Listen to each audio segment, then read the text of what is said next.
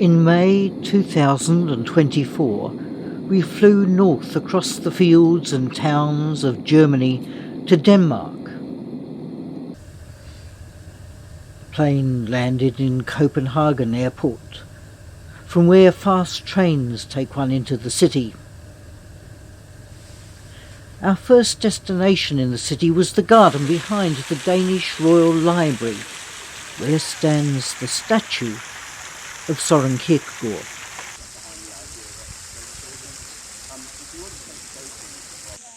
This is the third film in a series of 3 about people who've influenced the way we think about life and the Christian faith. The first was about John Wycliffe, the English academic and pastor who first translated the Bible into English in the 14th century. The second was about Jan Hus, a Czech academic and pastor who preached the church in Prague at the turn of the 15th century. The third is Søren Kierkegaard, a Danish academic and writer who lived in the 19th century. All 3 men were academics who had the insight to understand how the church could put its own power and privilege before the well-being of ordinary people. All 3 men had a passion for people and sought to put ordinary people, their economic and personal well-being first.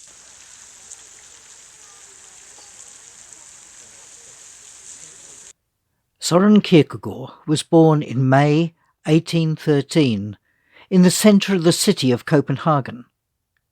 His father, Michael Kierkegaard, was wealthy. Having made his money through business, he decided to retire early and devote his time to reading philosophy and theology and discussing his ideas with anyone who would listen. Soren had 6 brothers and sisters.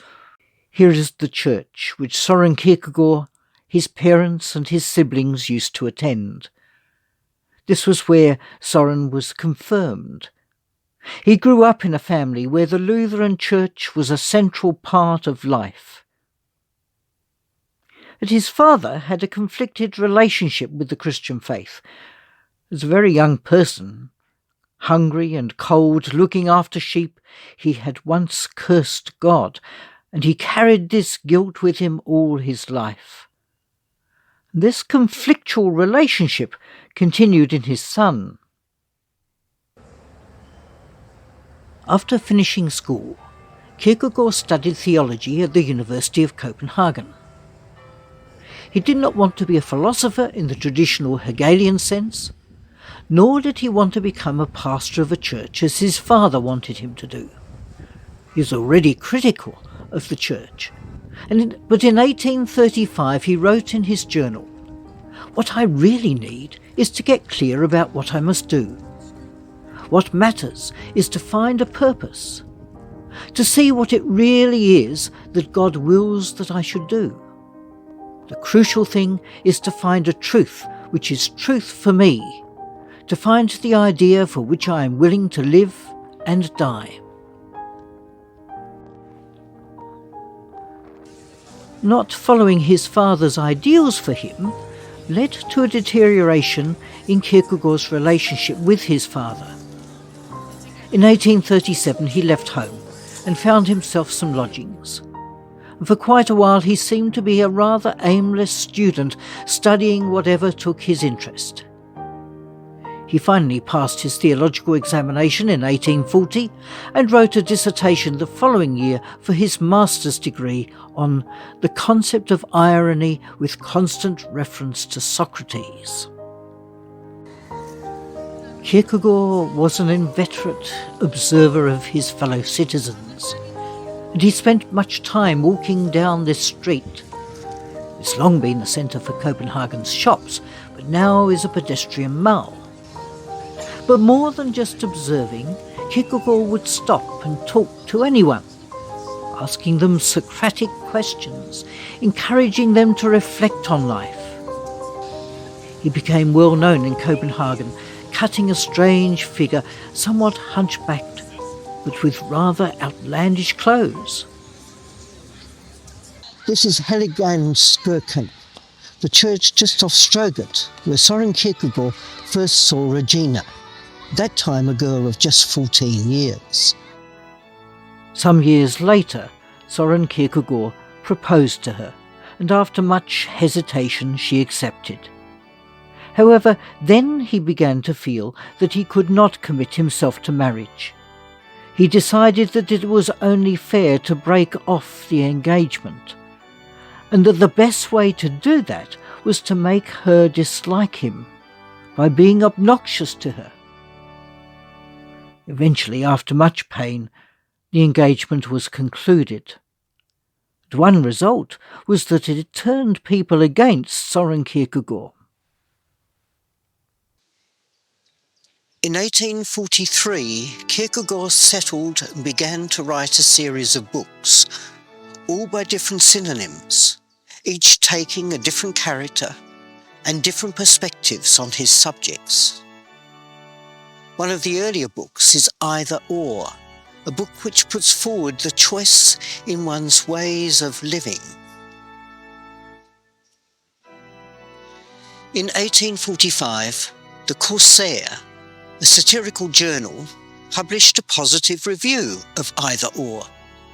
And Kierkegaard then wrote a public letter in which he asked that he not be the only person to be immortalized by the praise of the Corsair.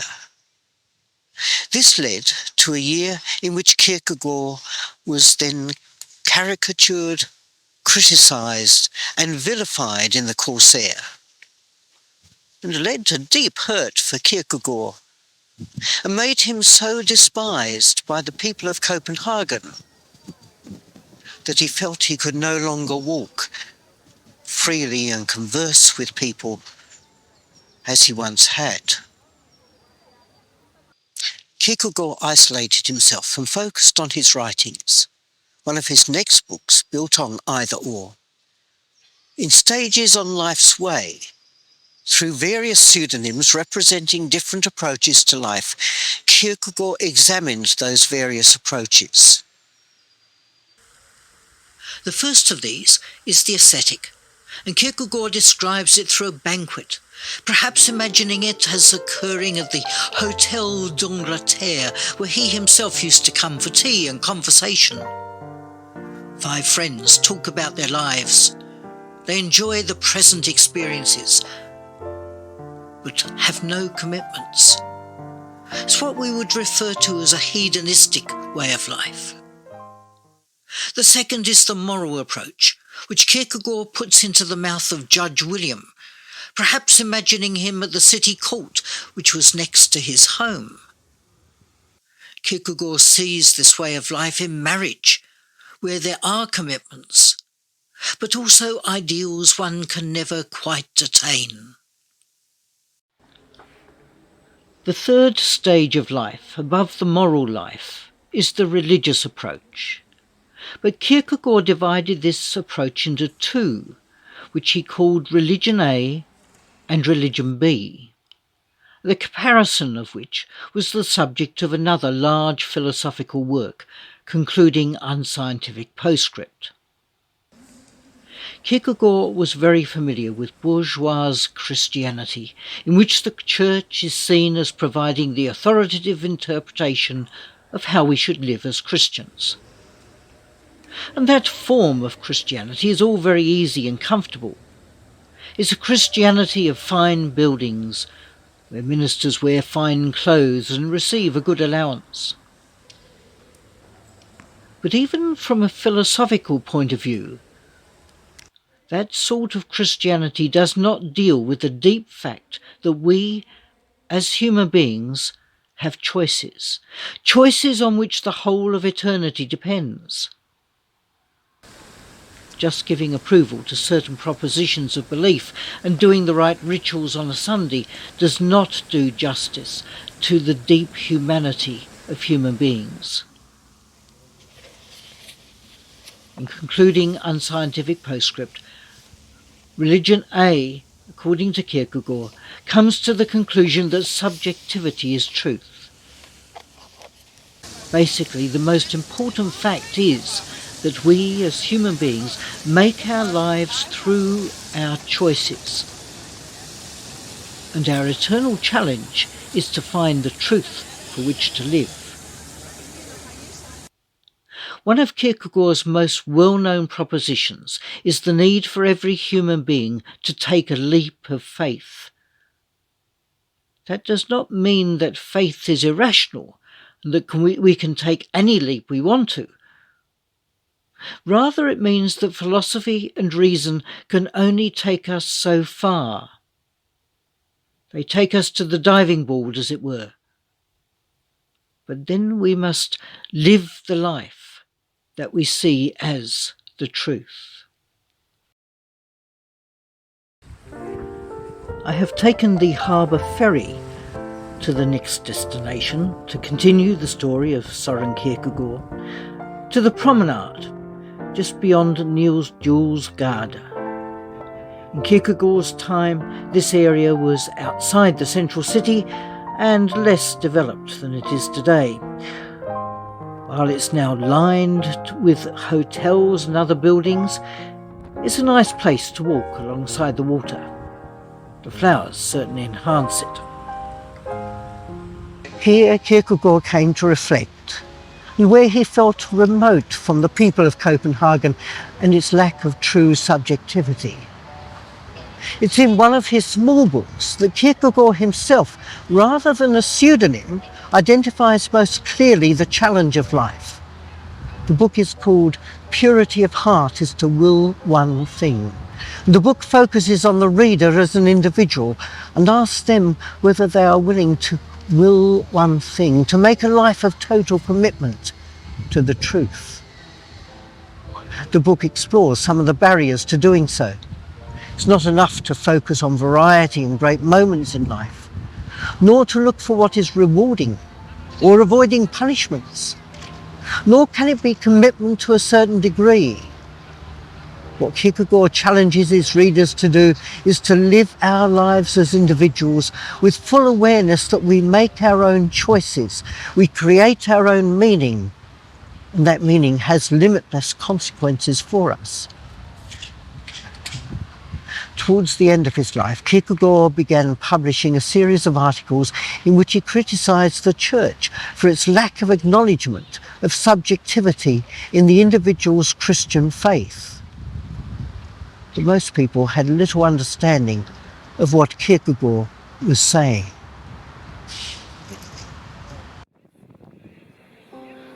We are now at Amalienborg Palace, the home of the King and Queen of Denmark, where the changing of the guard is a daily event. Like John Wycliffe and Jan Hus, Kierkegaard lived through a time of revolution.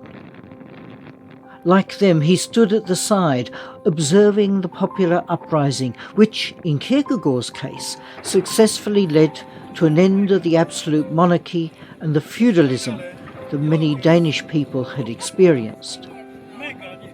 Kierkegaard saw it as evidence that his thinking was on the right track, that the old system of a cosy relationship between church and state had come to an end.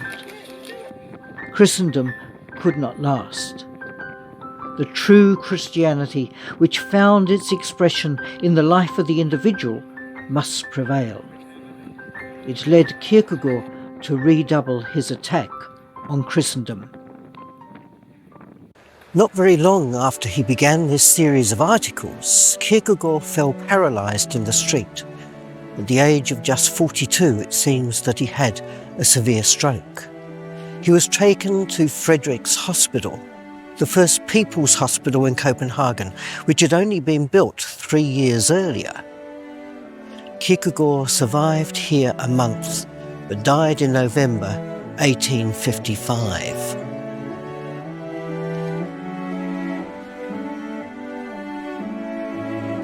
Kierkegaard's funeral was held in a church, with his brother Peter providing an apology for Soren.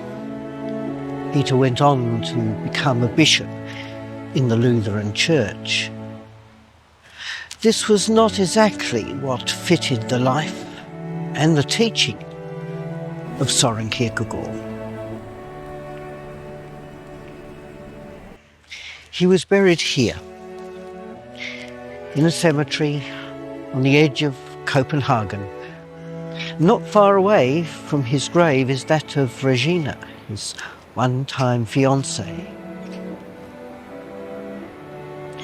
Kierkegaard's influence spread slowly but surely, having a huge impact in the end on secular philosophy and on theology.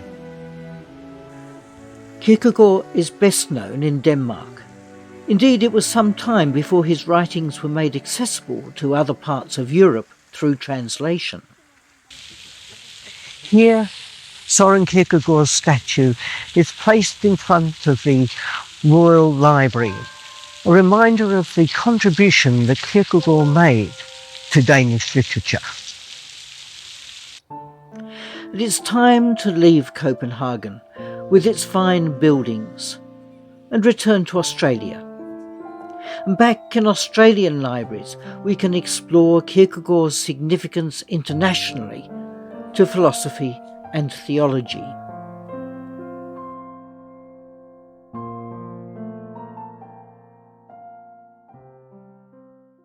I'm now back in Australia and thinking about the significance of Søren Kierkegaard. In terms of philosophy, Kierkegaard puts the human individual at the centre of philosophy, in contrast to much of the philosophy of his time. Much of Kierkegaard's work was a response to the philosophy of Hegel, who was known for his metaphysics and for his preoccupation with the quest of the spirit of history, the evolving zeitgeist of human cultures. Using the metaphor with which we began this series of documentaries, of the flowing river of human thinking, we can say that Kierkegaard created a major bend in the river. Rather than the idealism of Hegel and other European philosophers, the important issue for philosophy, said Kierkegaard, must be the decision-making of the individual, and the question of creating our own meaning, shaping our existence. This, then, led to the existentialist movement of philosophy, which dominated philosophy in Europe through much of the 20th century. Many philosophers, including Jean-Paul Sartre, Martin Heidegger, and Karl Jaspers, grappled with the challenge of human existence as the fundamental question of philosophy, although they did that largely outside of the Christian faith. Incidentally, existentialism had comparatively little impact on philosophy in Britain. Here, the idea of what could be known dominated philosophy, and the response was given in terms of logic, such as found in mathematics. 5 plus 5 equals 10, because that is how it's defined in the system, for example. Or in empirical truth, that this is a chair because we can see it, and measure it, and use it. Or in terms of scientific truth, because we can develop hypotheses and test them,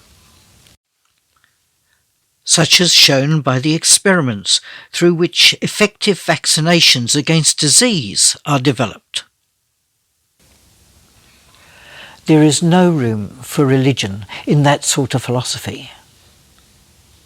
Nevertheless, the most significant philosopher in Britain in the 20th century was Ludwig Wittgenstein, who once said that Søren Kierkegaard was the most profound author of the 19th century.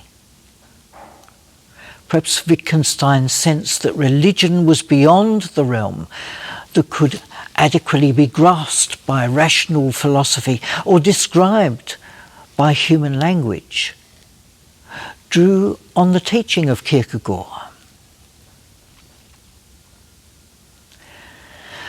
Other people grappled with Kierkegaard's challenges within the theological arena. I see the river of Protestant theological thinking dividing into two in the 20th century, both drawing on Kierkegaard but in very different and ultimately contradictory ways.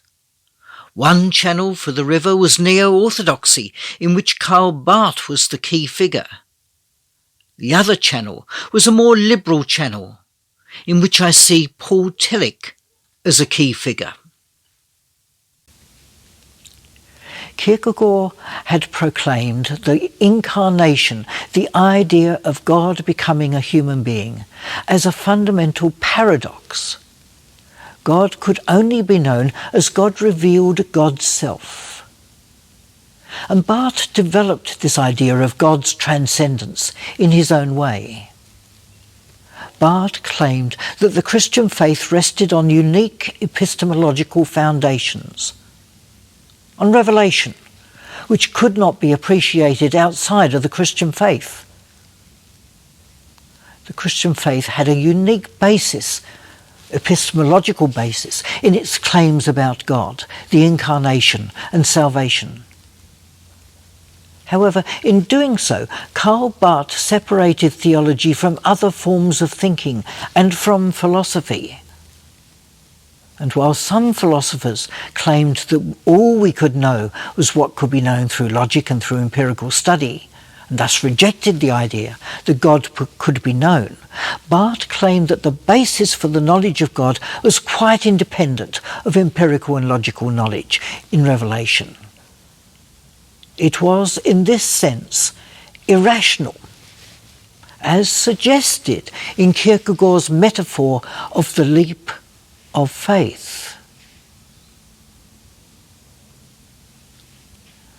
Barth was once asked to speak in Copenhagen about Kierkegaard. He said he admired him, but he criticised him for making the Christian way so hard and so joyless. More validly, he criticised Kierkegaard for focusing too much on the individual and with almost no place for the gathered community of Christians, the Church. Paul Tillich, on the other hand, developed theology in a very different way. His primary method of theology was that of correlation, the interplay between Christian tradition and revelation and human existence. And while he never explicitly cited the work of Kierkegaard, Tillich's theology was known as existentialist. Thus, directly or indirectly, building on Kierkegaard's understanding that the foundation of all thinking must be the existence of the human person. And theology is therefore about the human being interacting with the traditions of faith, but also with the wider spheres of knowledge in working out what it means to live. Thus, Tillich sought to re-express the Christian faith in existential terms. God was perceived in ultimate concern and in the ground of our being, and Jesus Christ was seen as offering new being in a marred and decrepit world. Kierkegaard's work is highly creative, and yet with whole tomes written by pseudonyms who each have their own perspectives and logic, what Kierkegaard is saying can be hard to unravel. And some of his books are highly philosophical and dependent on understanding Hegel and Schelling, whose metaphysics and idealistic thinking is hard to grasp today. Kierkegaard is often misquoted and misunderstood. Yet he set the scene for much of philosophy and theology in the 20th century. Kierkegaard's own perspectives were limited to living in middle-class Copenhagen. He made no reference to the horrors of slavery of his time or the injustice of the feudalism, colonialism and patriarchy that dominated his world.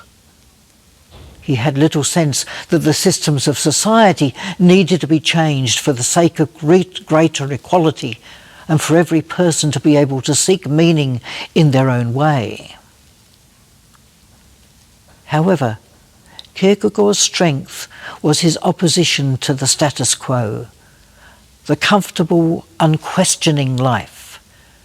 And Kierkegaard showed that we can all make choices for ourselves, and that through those choices we can seek to live authentically.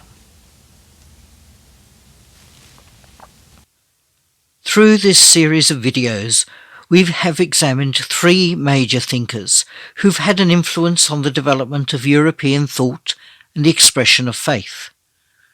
In the 14th century, the English scholar and clergyman John Wycliffe challenged the Church in relation to its power and challenged people to think for themselves, and he gave them the Bible in English to help them do that. In the early 15th century in Prague, Jan Hus was greatly influenced by Wycliffe and continued his challenges to the practices and teachings of the Catholic Church and encouraged people to personal piety.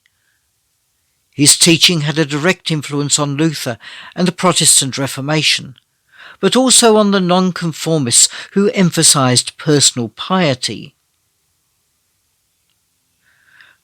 250 years after the Reformation, in Copenhagen, Søren Kierkegaard attacked the comfortable Christianity that had developed. He called people to take life more seriously, to rise above the everyday delights and even the moral behaviour. He saw how people could make their own choices and shape their lives, and called people to a deep commitment in accord with the eternal consequences those choices would entail. He focused philosophical and theological thinking not on playing with ideas and concepts, but on the challenge of how we should live, giving rise to the Existentialist movement. We continue to need radical thinkers like Wycliffe, Hus and Kierkegaard. Our context has changed, but it's easier than ever to get distracted by the immediate, to take the easy path to a pleasant life. More than ever, it's important that we are challenged to think for ourselves, to make our own decisions, and to develop responsible lives in which we seek to make the world a better place.